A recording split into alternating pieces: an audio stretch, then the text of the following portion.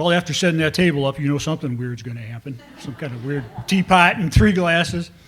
My name's J.T. Ramelis. Some of you know me, and some still don't, so I'll go ahead and introduce myself for the sake of you that don't. I'm a member here now, and was ordained by the Order of Universal Interfaith. I'm also a former Presbyterian pastor, lifelong seeker and teacher of all things spiritual. I was first instructed in meditation by a Buddhist monk in Vietnam at the age of 19. I also lived not quite a year in Israel, mostly on a kibbutz in 1980, and I learned a lot about Judaism and Arab Christians there.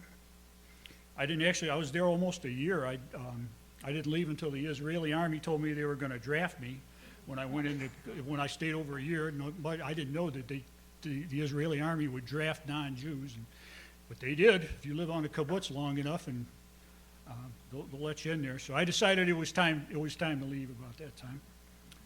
My talk today, though, is about, I was inspired by the Dalai Lama in his works towards a true kinship of faith and how the world's religions can come together, and ethics for a new millennium to work for interfaith appreciation and understanding. And that's why you have the picture of the Dalai Lama. And I have those books with me if you'd like to see them later. And I also have some other works that influenced my program. Our world's fractionalized. It's angry. It's splintered. One of the things we fight about is religion. Of all of humankind's attributes that should be the most healing and helpful in making peace, it should be religion. Yet it's part of the problem. Sometimes it's just part of the mix. Northern Ireland, for instance. Here in America, it's the Irish Protestants versus the Irish Catholics. And you get this vision of Sean and Patty are arguing, and it's like Sean says, "I'm going to use the Virgin Mary as a prayer intercessory." And Patty says, "No, you're not." "Yeah, well, yes, I am." "Well, put them up, buddy." And it's really not, that's not what it's about. I think the British call it the Ulstermen and the Irish. And the so-called Irish Protestants are mostly Scots, the descendants of Scots, and they're loyal to the UK and to London, and the Irish Protestants aren't. The Irish Protestants or the Scots are the upper class, and in a generality, and the Irish are the lower class in general. And like most feuds, it's all a big cultural mix. It's religion, it's culture, it's ethnicity, but every once in a while we really do just fight about religion. So what the Dalai Lama is trying to do here is use the great religions of the world to find our common spirituality, and it's often hidden within the religion itself. It's not the rules, the regulations, the dogmas, the cultural differences, but it's each religion's similar approach to how we actually behave towards each other. And it's the golden rule that do unto others as you would have them do unto you is pretty much in one shape, manner, or form found in all the world's great religions. The spiritual approach to such topics as compassion, peace, social justice, war, social justice are often the same. The perennial questions appear again in generation and civilization, time after time, age from age, and over and over again. So I'd like to give you a Dalai Lama inspired demonstration so we understand where we're headed. And here's where the teapots and all that comes in. I'll go ahead and show it. All of us need water. The earth needs water both literally and figuratively, and we need water to survive. It's what we all have in common, whether you're black, white, brown, red, and all shades in between, or whether you speak Albanian or Hebrew, you need water. Then there's our teas, and this is religion. Some people like brown tea, and some people like green tea. Some people like a little cream in their tea.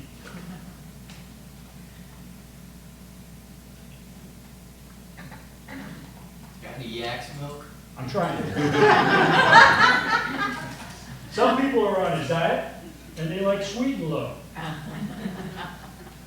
Other people aren't on a diet, Well, I don't know about this Ann Arbor water.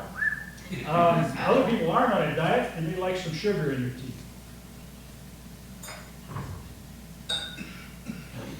What's the point?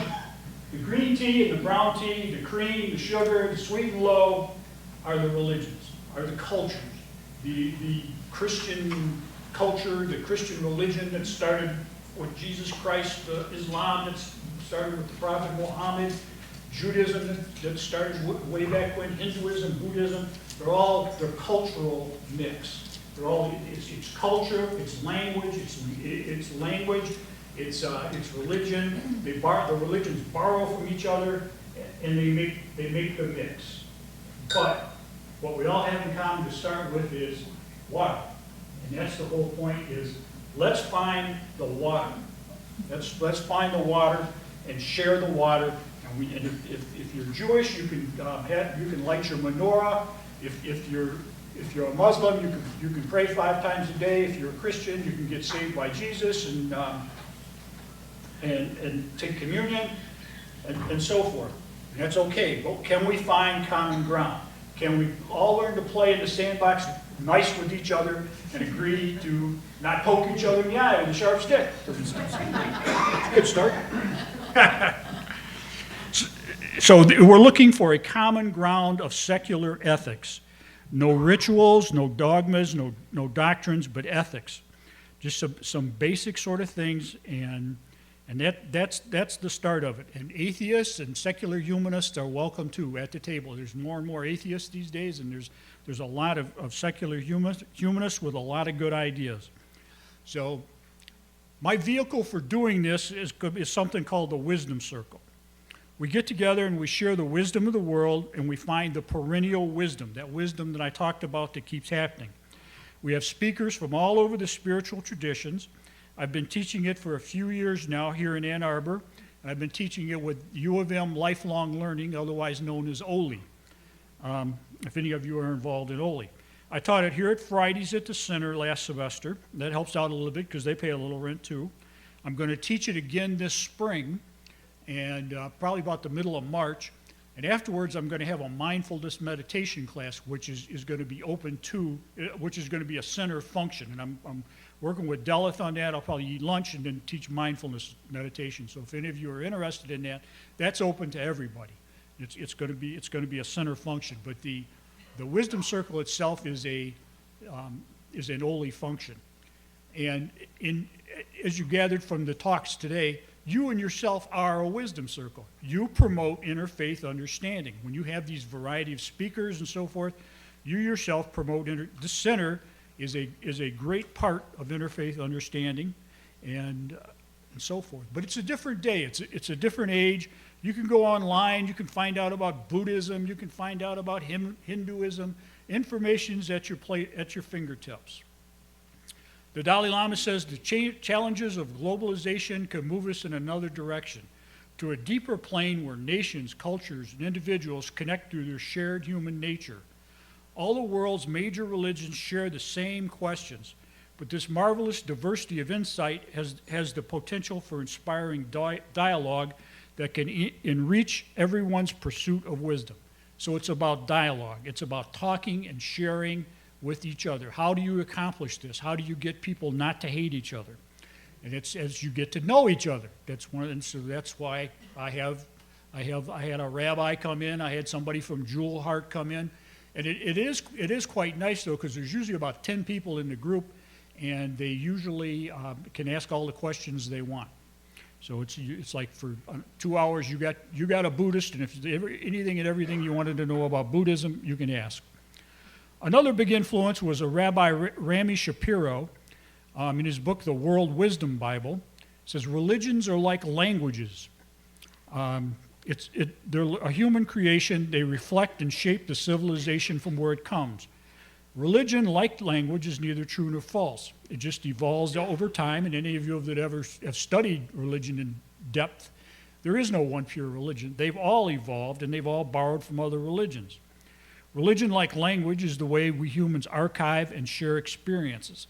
And just as the more languages you know, the more nuanced your understanding of life becomes, So the more religions you know, the more nuanced your understanding of truth goes.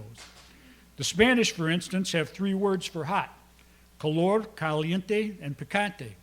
Well, we Americanos got to go, well, is it hot, or is it hot spicy? Hey, the Spanish got it covered, and that's nice to know. Is it caliente or is it picante? And it's they don't. So studying religion is a lot like studying language and culture. It is they express a similar concept, but in different languages.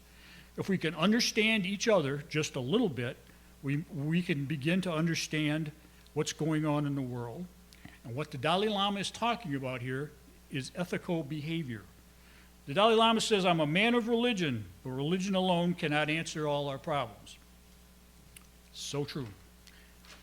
All of the world's religions, with their emphasis on love, compassion, patience, tolerance, and forgiveness, can and do promote inner values. But the reality of the world today is that grounding ethics in religion is no longer adequate. We're going to fight about it. I don't believe what you believe. But the time has come to find a way of thinking about spirituality and ethics that's beyond religion.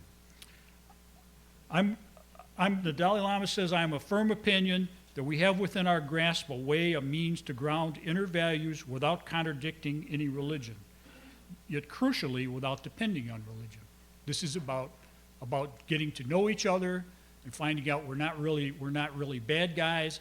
I know I really started on the interfaith path as a kid when one parent was a Protestant and the other parent was a Catholic, and I went to Baptist Bible school and church, and they told me, we got the right religion, everybody's going to burn in hell with us.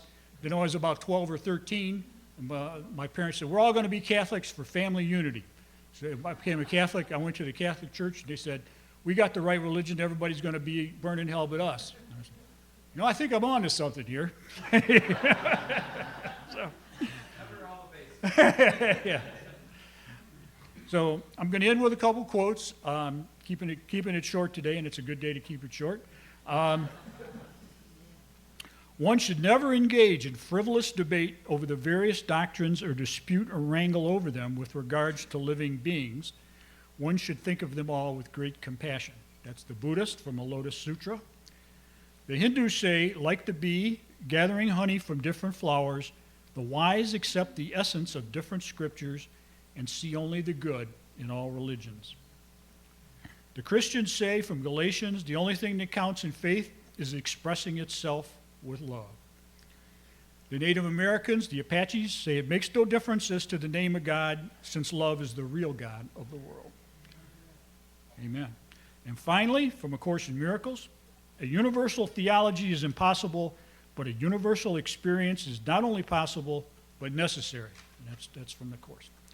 We're a little pinched for time today. We're gonna forego feedback, but I'd like to let you know this is still a work in progress. The Dalai Lama drew us a map, and so you can catch me at any time.